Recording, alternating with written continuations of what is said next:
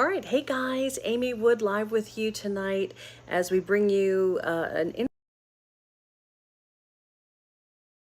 trying to make sure that we don't have some disruptions going on during this interview. But I want to bring you this interview really quickly with Pam Foster and her husband. He didn't really speak, but he was actually running the camera for her and setting everything up and right there in the room.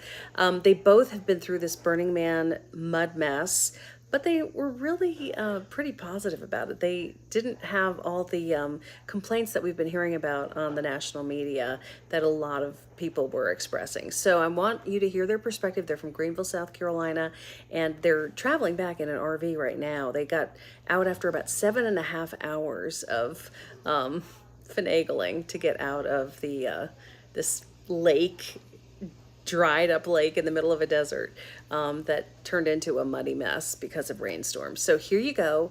Here's our interview. Hey, everybody, we have Pam Foster with us. She is somebody who has been in the middle of the Burning Man mud mess, but is smiling about it. Pam, tell me, first of all, you've had a shower.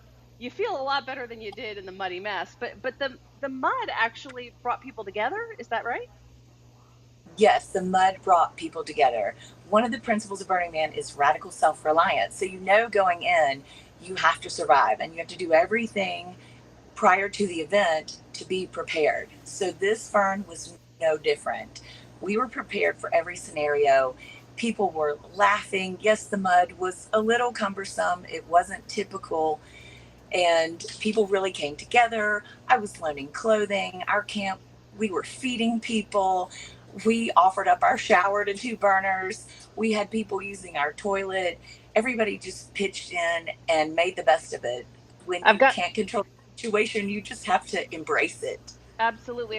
I've got a picture up on the screen of you and your husband there, in the middle of this thing. This is something you guys have done together, and it brought people together this time in a different way, right? Yes. When everyone realized what was happening and realized supplies couldn't come in and porta potties couldn't come in, no water, everyone just said, "Okay, we're going to make the best of it." If we found people in need, we helped. It was absolutely incredible. This is a picture from before the weather. We were listening to Diplo, so that was kind of the calm before the storm. And here's some of the storm. I've got some video from one of our affiliates out there of the mud. Ooh. Yes, yes. It was so much fun. I mean, you ended up being dirtier than normal, and you certainly had to navigate it in a different way. But we made trash bag booties, secured them with tape, slid around, made sculptures. It was great. Is this another example of when duct tape solves the world's problems? I mean, it just feels like, you could slather the plastic with duct tape and make pretty much anything, right? Yes, duct tape saved the day. Talk a little bit about the concept, why people even do this. You go out into the middle of the desert, and there have been other issues in the past, like dust storms and other weather challenges, right? Yeah, so last year, major dust storms, incredibly high heats. It's we love it, and I think so many others love it because it gives you the opportunity to be with this amazing community. You're completely self-reliant, but you also work on gifting whatever your time, treasure, talent is. Some people gift art, some people gift food, some people gift music. It really is an incredible group of community. It's a lot more than just a bunch of dirty hippies in the dust. And it's changed over the years. Some said it's almost had a an evolution that kind of hurt the spirit of the original event. And so some people said this tragedy of mud sort of brought people back to the roots of the event. And I'm looking at this beautiful rainbow too that you shot. Yeah, you are absolutely right. And the individuals that are saying that, absolutely true, because last year, post COVID, felt a little different. And you always have the Instagram models, you have celebrities, first, you have celebrities that go to truly burn and they don't want to be recognized. This year was truly a reset of the core values. It was amazing to see people helping each other. It was really an incredible experience. And you have a picture of this, the Burning Man, so to speak. Talk a little bit about why that is the thing people stay the longest for and how it kept getting delayed. So in the past, the culmination of the burn is when you burn the effigy of the man. It's an incredible display. And then the next night is a little more somber where they burn the temple. That's so spiritual. But we unfortunately did not get to stay for the burn last night, but we've had the experience of 6 burns, which have been incredible. And it's amazing to see the entire community come together. People are hugging and gifting and singing and crying. It's really cool. That is so cool, and I can hear you getting emotional about it.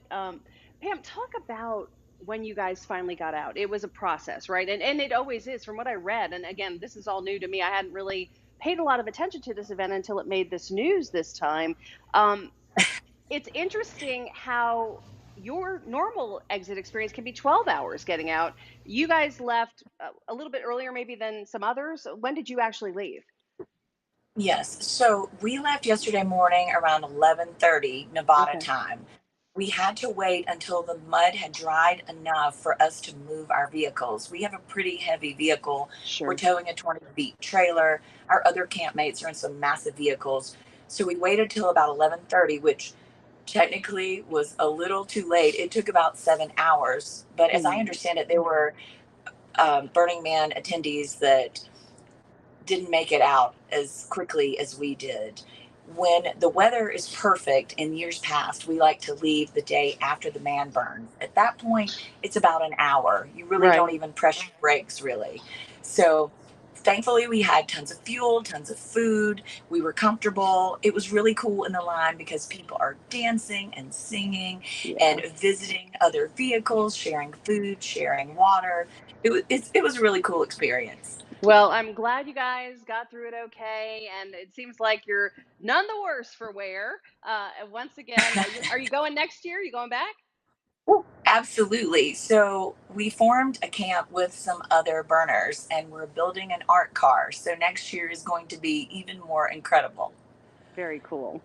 Well, have a great rest of your ride back. We will look forward to seeing you this weekend in Greenville. I'm sure you'll be doing something fun somewhere, and we'll follow you on Thank social to stay up to date. you so much. Next stop, Area 51. Oh, really? Are you really going there? Yes. That's Yes. so cool. Have you ever been Uh, before? no, never. Oh, wow. Now I hear you can I We're, mean, I don't know what you can really see anymore because they kind of keep you really far yeah. away, but I can't wait to hear about that. I'll be watching on social media. I'll let Pam, you know. Thank you for having me. Have a yeah, great weekend. you too, hon. Thank you. Thank you. Take care. Bye, guys. Bye. So there you have it. There's our conversation. I do want you to know if you want to follow Pam, she's an Instagram queen, and I love following her there. And that's where I actually found out she was coming through this experience. And she's posted some more pictures there, more than what I've been able to show you here. And I'm sure she'll have more perspective on what they've been through and what it was like. And if it's something you've ever thought about, I am new to the Burning Man thing. I mean, I've learned a lot about it because of this news story involving the mud. But I've got friends who've talked about that they would like to go, and other people who've discussed it. So if it's something new to you, you can read more about it. And certainly Pam would be somebody to talk to if you ever are thinking about going. Anyway, thanks for listening and watching. Hope you guys have a great night, and I'll see you on TV tomorrow.